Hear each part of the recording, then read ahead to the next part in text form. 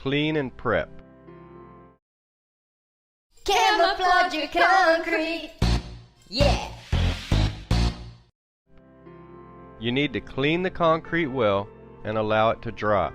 When staining concrete, cleaning and preparing the concrete is one of the most important steps of all. If the concrete hasn't been adequately cleaned and prepared, then inferior results can and usually will ensue. Looking at concrete under a microscope, you see that it looks much like a sponge.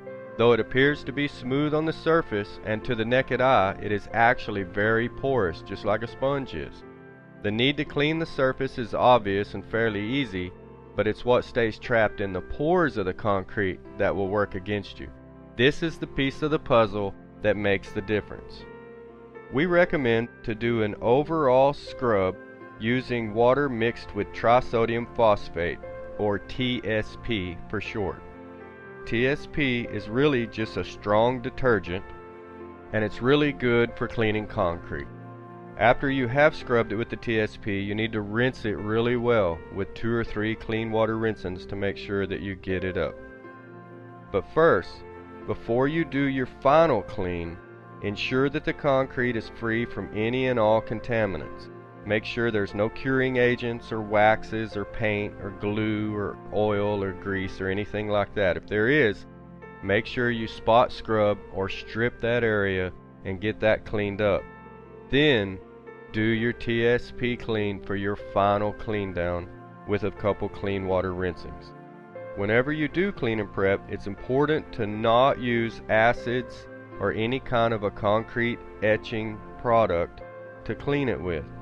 You can use citric cleaners, paint thinners, various kinds of strippers, and other types of cleaners, but do not use anything that has a heavy alkali, and do not use acids or concrete etching products. They'll only work against you, and they'll keep the stain from taking if it's a standard grade, and it'll make even an artist grade stain not as rich and as deep as you otherwise could have got of a color.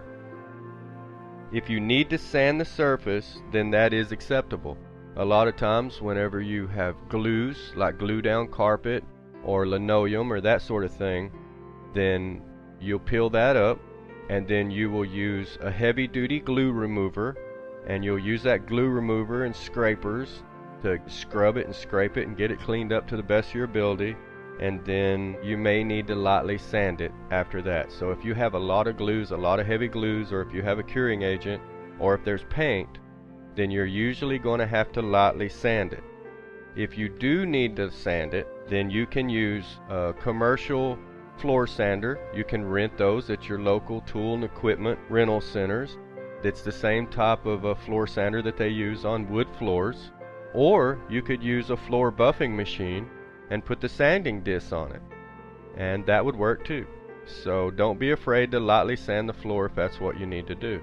And talking about floor buffing machines, if you get the floor buffing machine with the scrubbing pad on there, that really works well, especially if you have a large area. It can not only save you time, but it can really work to open up the pores on a tight slab. If you have an extremely tight slab, then you've got to get those pores opened up so that the stain can get in there and take. Once you've cleaned the floor, if you need to make any patch repairs, you can do that at this time. We do recommend that you do not patch hairline cracks or very small cracks or very small imperfections. They'll actually add character to the floor in the end. And if you try to patch small areas, or if you try to patch a hairline crack is a crack that you cannot fit a coin into. If you can fit a coin into it, then you may want to patch it. Or if you pull up carpet tack strip along the edge and it breaks the concrete up, you may want to patch it. But the thing is, a patch material will most always color a different color than the rest of the concrete. And so if you patch small imperfections, or if you try to patch small hairline cracks, then in the end it'll stain a different color usually, and it'll just end up sticking out like a sore thumb, when if you'd have left it alone, it would have just became character in the concrete and actually added to the effect. Especially whenever you're working inside and you get marbleization, then small hairline cracks will certainly add to it. Let's move on to our tips to bear in mind for clean and prep. I do not recommend using a new cotton mop. A new cotton mop almost always leaves little fuzzies on the floor. A cotton mop that has been used a few times tends to have all the fuzzies out of it by then, so you can pretty well use a used cotton mop, but don't use a brand new one.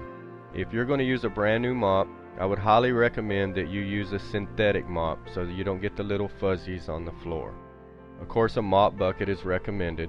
Whenever you are mopping the floor, you can use a wet dry vac if you choose to pick up the water, but make sure that you have a good mop and a good mop bucket.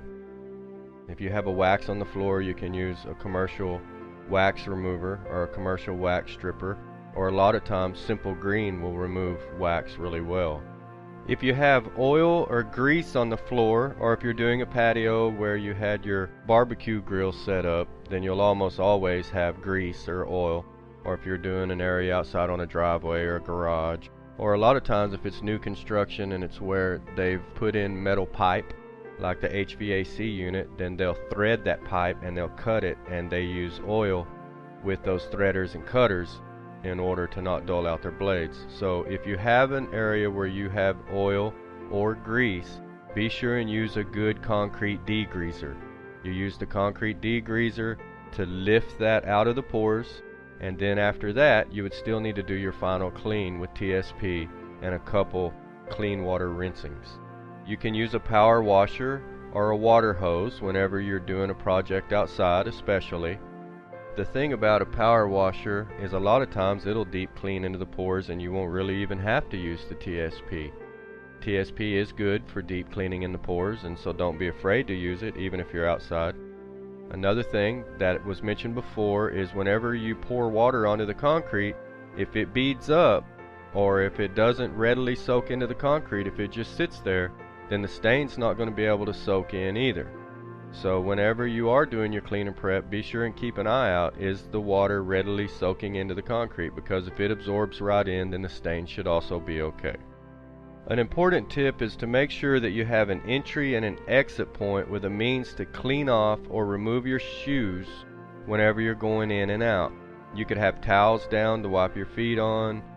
It's not only to keep you from tracking dirt in on the floor, it's also, once you start staining the concrete, to make sure that you don't track stain or residue back out onto areas where you don't want it, such as your sidewalk or carpet in another room or that sort of thing. Alternatively, you could also use disposable shoe covers, and you could pull them off each time you go in and out of the room. You need to tape and cover with plastic all of the surroundings where stain might possibly get. That would be your baseboards up about 2 foot high up on the wall, cabinets, doors, that sort of thing. It's not really because of staining it, because when you stain it, you could hold a piece of cardboard or you could hold a painter shield or something like that to keep the stain from getting on the walls, and that's all fine and well. But whenever you come back and you mop it, that mop is going to sling that residue water, and if you sling that residue water onto the wall, the residue will still have the capacity to stain, and that's where you'll get the mess on the baseboard, that's where you'll get the mess on the walls. Also, you need to try to protect any kind of vegetation if you're staining outdoors. Acid stain, whenever it gets on vegetation or grass, it'll cause it to die back. Fortunately, it won't permanently kill it. It will come back, but it'll definitely brown out for a while. If you are going to use tape and plastic, I recommend that you use the kind that can be bought on a roll with the tape already attached to the plastic. The plastic will be folded down so it's about 4 inches tall. So you've got this roll that's about 4 inches tall with the tape already attached to the bottom, and you go along and you put this tape on the bottom of your baseboard or your doors or your cabinets, and then after you've attached it, you can pull this plastic up and the plastic will unfold and extend about 2 foot high up on the wall. That makes it really quick and really easy. And that concludes the clean and prep. Camouflage your concrete. Yeah.